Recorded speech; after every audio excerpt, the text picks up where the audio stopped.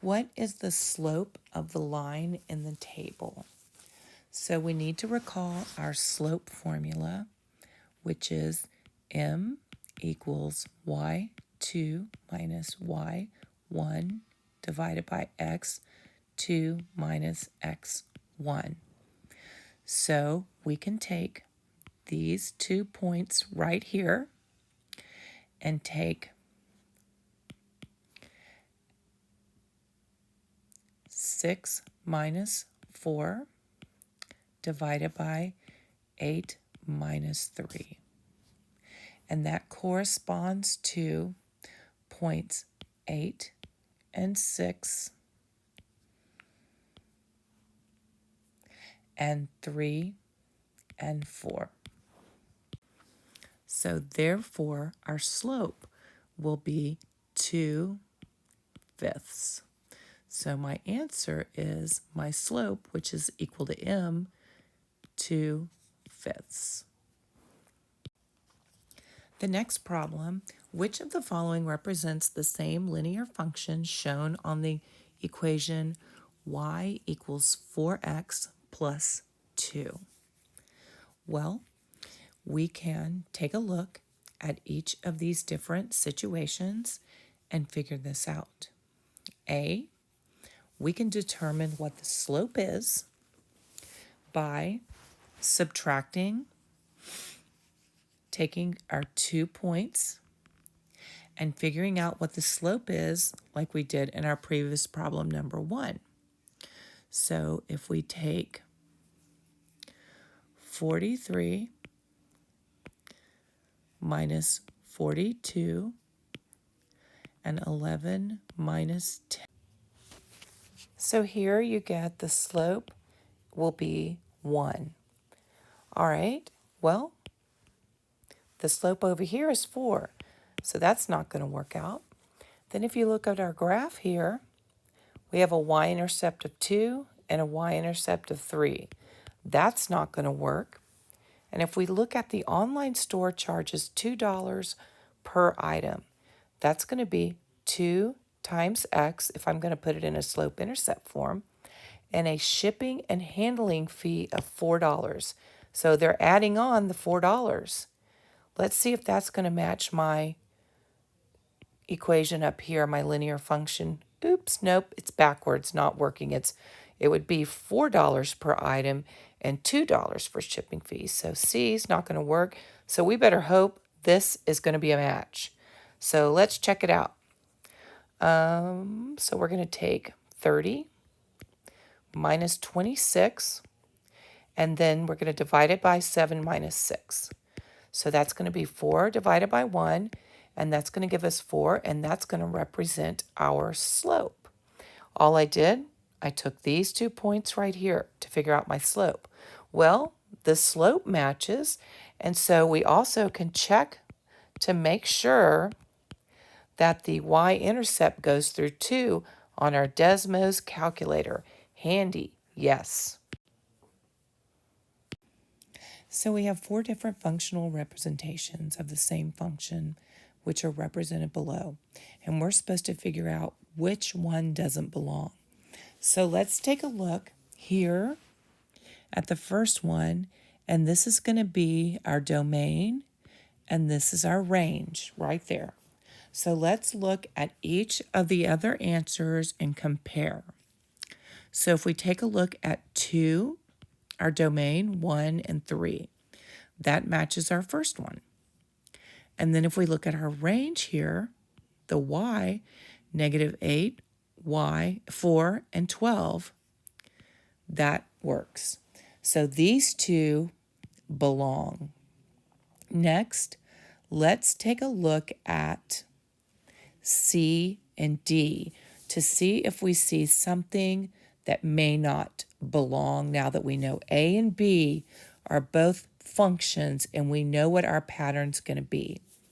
So here we have f of x equals 4x, and the domain is -2, 1, and 3. Let's make sure that actually will work out. So -2 times 4 would be -8.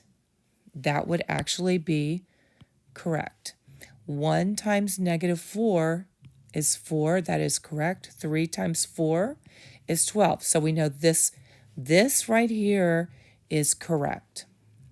So D should be our odd man out. So this right here, D should be our answer. But let's see where it's our odd man out. Well, 2 and negative 8 go together. 1 and 4. Oops! This should be 3 times 4. And this right here, 9. That is where that's where it does not belong. The graph shows the relationship between the number of cookies a presenter at a convention has left to give away and the number of presentations she has made. What does the x-intercept of the graph represent? So all we're going to do is we're just going to focus on this right here, the x-intercept. And notice it says presentation made. So we do need to kind of look at the y because this has cookies left, but we're mainly focusing on the presentations made. So the number of cookies the presenter had before making, no. The maximum number of cookies the presenter gave away during the presentation, no. The number of presentations made per hour, no. The maximum number of presentations the presenter made before cookies ran out, yes, definitely. The reason why, you can see here, she started with a bunch of cookies at her 0 presentation. As she went on after her 6th presentation, she was out of cookies. Our next problem states, an online music service lets customer download an unlimited number of songs for 25 cents each after paying a monthly membership fee of $5.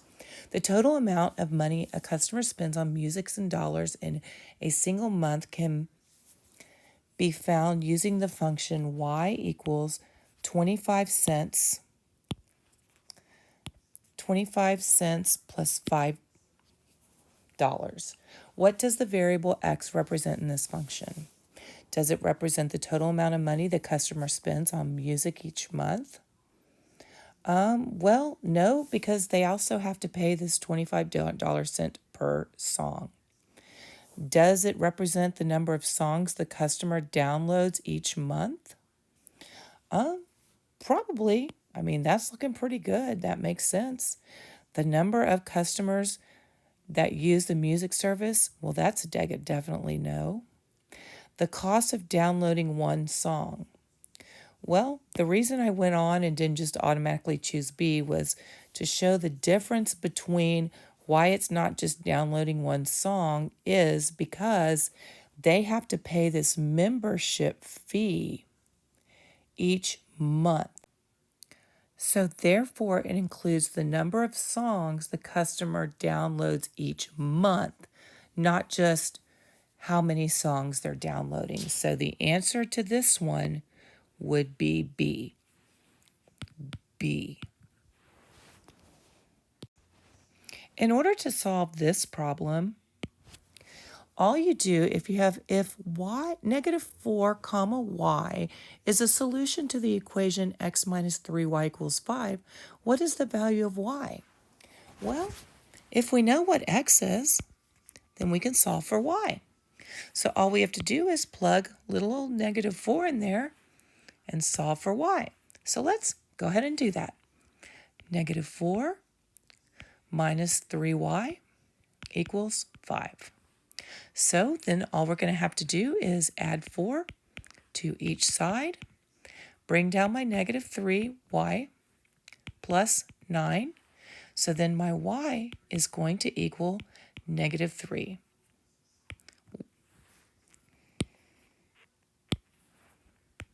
Like so. So therefore, my choice is going to be D. All right, if you have a linear function that passes through 2 points, having a slope of 3/4, what is the value of x right here? Well, we're missing some information, but we do have a point and the slope, so we know we can use good old-fashioned PSF at first. So let's go for it. So we have y minus 1 equals the slope, which is 3/4, and then x minus 4. I put good old-fashioned PSF form right up here. Everybody should know that because we use it quite frequently. So then we can go ahead and distribute and solve this out. And this is going to leave us with y minus 1 equals 3/4 x. And then I can cancel here. And so that's going to leave us with minus 3. All right. And then we can add 1 here. So y is going to equal to 3/4 x minus 2. Now, since we want to figure out what x is when y is 4, we're just going to put 4 in for y. So now I'm just going to put 4 in for y right there. So I just plopped it in. Did you see what I did? I plopped 4 in there. And so then I'm just going to go ahead. And now I'm going to solve for x, which that's my whole goal here. So I'm going to go ahead and solve for x. I'm going to add 2 on each side. So I'm going to have 3/4 x equals 6. Now I'm going to multiply by the reciprocal on each side. Oops. So I'm going to multiply by the reciprocal. And so that will cancel this out. So I'm left with x equals 6 divided by 3 becomes 2. 2 times 4 is 8. So my x is going to be 8 when my y is 4. And that is definitely one of the choices right over here. And it looks like that's C. Which graph represents the linear function 2x plus 3y equals 4? Well, obviously we want you to check your answers on the Desmos calculator. But if you recall, before we do that, what we want you to do is use your cover-up method to check your x and y intercepts. So if we cover up the y, then we're going to get 2x equals 4. So on the x-intercept, it's going to be crossing at 2. So that could be this one right there. All right. Okay, moving on to now figure out what the y-intercept. I just cross out the x. And so what my y-intercept is going to be 4/3, which looks like about right here. 2 here is here. So we know it's not that one. We know it's not that one. So our only reasonable choice is going to be B. All right, so now we have the data on the table above our graph and the slope is examined. The rate of change can be described as, and you're given these choices, negative, positive, undefined, or 0. And so basically we need to find the slope, and we have x and y values, so we could take 2 points, 0, 12, 0, 12, and 2, 4, and then we can just find the slope. So I'm going to take 12 minus 4 here and here, and 0 minus 2. So you're already probably starting to see what the answer is going to be, and we're going to have 8 over a negative 2, which is going to end up having a slope. Notice I represent slope by an m, which is going to be negative 4. So this answer is going to be A. It's going to be represented as a negative. So if we were to look at this on a graph, coordinate plane, it's going to have some sort of slope. It's going to look something like, the slope's going to be a little bit steep, sort of, but it's going to have a negative slope of -4 where we run up 4, we run over 1, and up 4, run over 1.